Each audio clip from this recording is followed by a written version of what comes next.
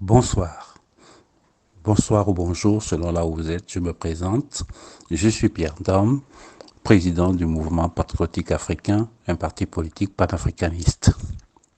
Et en même temps éditorialiste de CRI TV, de TV Africa. Là, ce soir, je me suis saisi un tout petit peu de la plainte du Mali au Conseil de sécurité des Nations Unies et je voudrais y apporter ma contribution pour que cette plainte ait plus d'effet et ait plus, n'est-ce pas, de résonance internationale.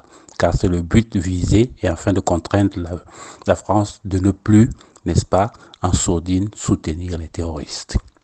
Je voudrais donner quelques conseils au ministre des Affaires étrangères du Mali, Monsieur Abdoulaye Diop. Monsieur Abdoulaye Diop, l'action que vous avez portée au niveau du Conseil de sécurité des Nations Unies avec cette plainte est une phase très importante, car, à ma connaissance, nous n'avions pas un antécédent aussi pareil. Et je voudrais que cette plainte ait plus d'impact.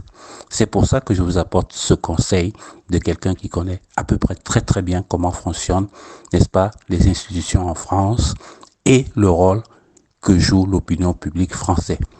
C'est pour ça que j'ai relayé cette plainte avec les indices et les accusations portées aux forces Barkhane directement au cabinet du président de la République française et ainsi que aux journaux et médias, à plus de 26 journaux et médias français, afin que son importance ait une amplitude un peu plus grande.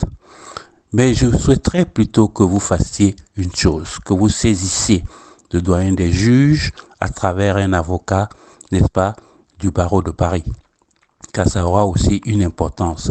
Si la France se retrouve, ou le juge annonce son incompétence, ça vous donnera droit de poursuivre la France auprès de la juridiction de la Cour européenne des droits de l'homme.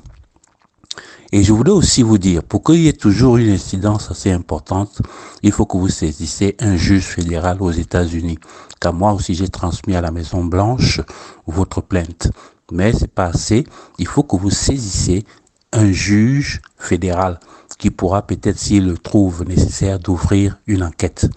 Il faut aussi que le Mali s'octroie la compétence universelle et le procureur du Mali ouvre une enquête sur tous ces incidents. Car ce n'est pas normal, il faut que la justice malienne se saisisse. Et vous faites une conférence de presse, vous invitez la presse internationale, n'est-ce pas, à venir assister, n'est-ce pas, et que vous donnez des explications. Car le rôle de la presse, le quatrième pouvoir, est très important. Et nous, à notre niveau, chacun de nous devrait relayer cette plainte auprès de l'opinion publique, soit français, soit américain, soit quelconque dans la diaspora. C'est le rôle que nous devons nous assigner, c'est-à-dire amplifier au maximum les actions de nos gouvernements qui, par leur courage, nous redonnent l'envie, n'est-ce pas, de mettre toutes nos contributions et toute notre expérience pour la libération du continent africain. Donc j'ai saisi l'Élysée, j'ai saisi la Maison Blanche et puis je pouvais encore saisir plus parce que j'ai presque tous les contacts des membres de l'Assemblée nationale, du Sénat français, américain.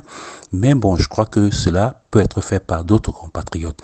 Et à ce niveau maintenant, donc il faut maintenant saisir le doyen des juges d'instruction à Paris, à travers votre avocat ou le parquet criminel de Paris, car c'est en même temps une affaire criminelle, et même si c'est une affaire d'État à État.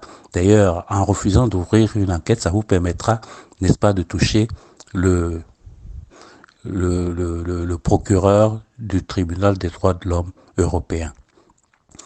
C'est ainsi que j'invite donc tous nos compatriotes à partager ce petit message au maximum afin que nous, les Africains, nous soyons au courant de ce que nous pouvons faire et chacun à son niveau essaiera d'y apporter sa petite pierre. Je vous remercie. C'était Pierre Ndom du mouvement patriotique africain. Merci.